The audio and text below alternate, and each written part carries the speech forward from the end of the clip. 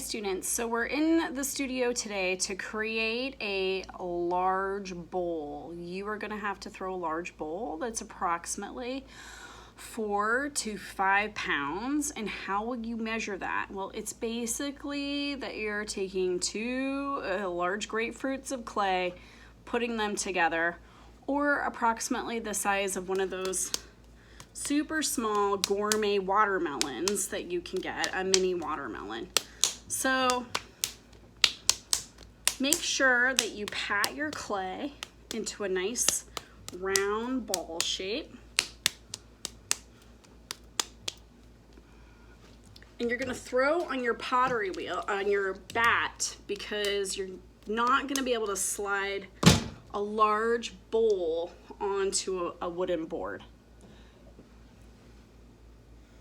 So I slap my ball of clay down. I did not put it on very centered. If you didn't put it on centered, pick it up and do it again. Don't try and battle it. It's just more work. I'm going to seal this up to my bat.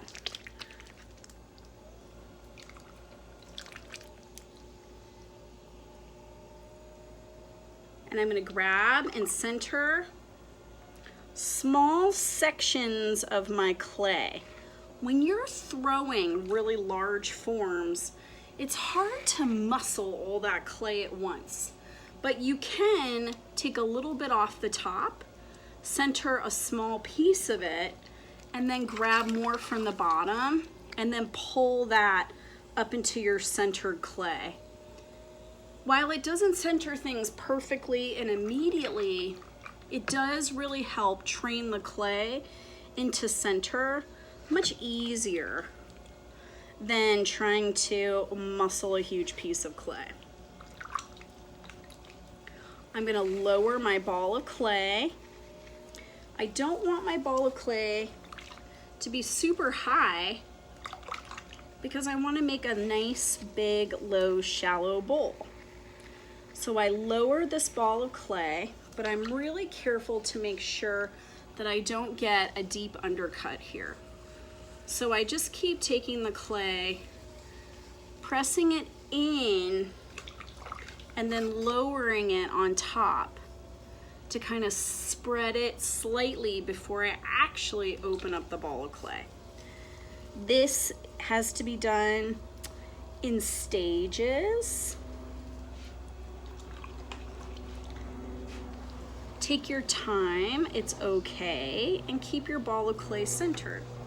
Now, once I get my ball of clay lowered, it's very centered, and now I feel like I can open it, I go ahead and do that, but I am going to slow my wheel down a hair. I like to open bigger pieces of clay that are wide using my sponge. I put 2 hands on the sponge. I dig into the form, and then I like to pull back towards myself. I kind of swoop up as I get to the outside edge of where my clay is attached, and then I compress my rim to keep everything uncentered. I go in, and sometimes I do this 2-3 times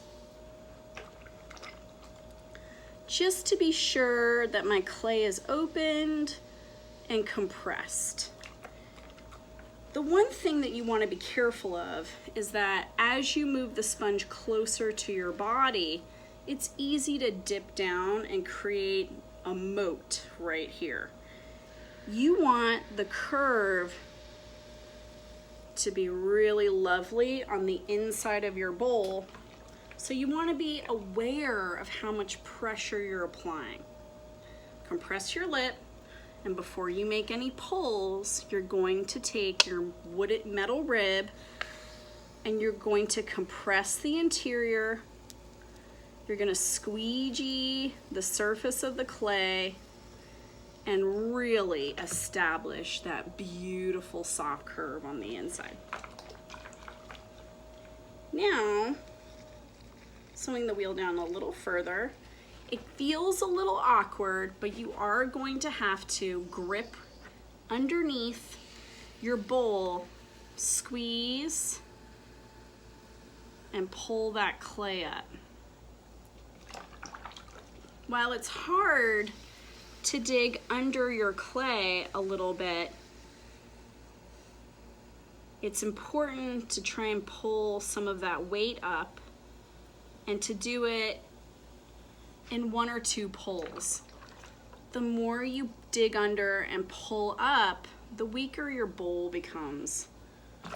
And eventually you might have a flopping bowl. So this is the last time and the last pull that I'll make before I start to shape my bowl.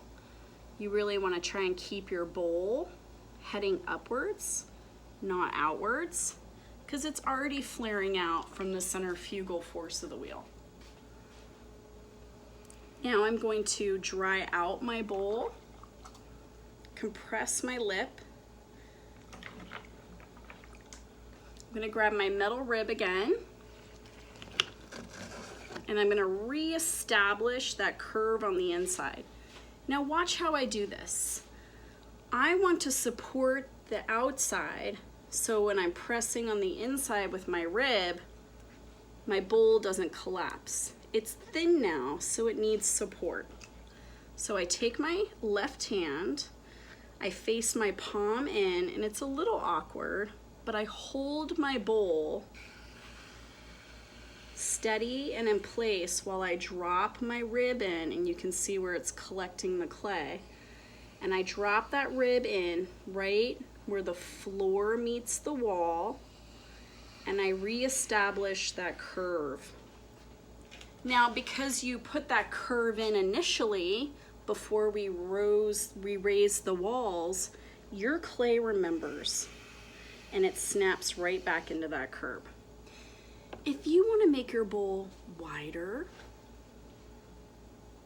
more formal, and create maybe a rim that's really decorative, you can use your rib, slowing your wheel down, and gently fold the rim over your fingertips.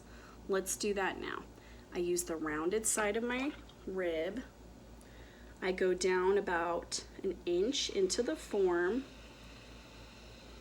and then I just fold the top rim part over my fingertips, flaring it out and creating a really beautiful formal rim.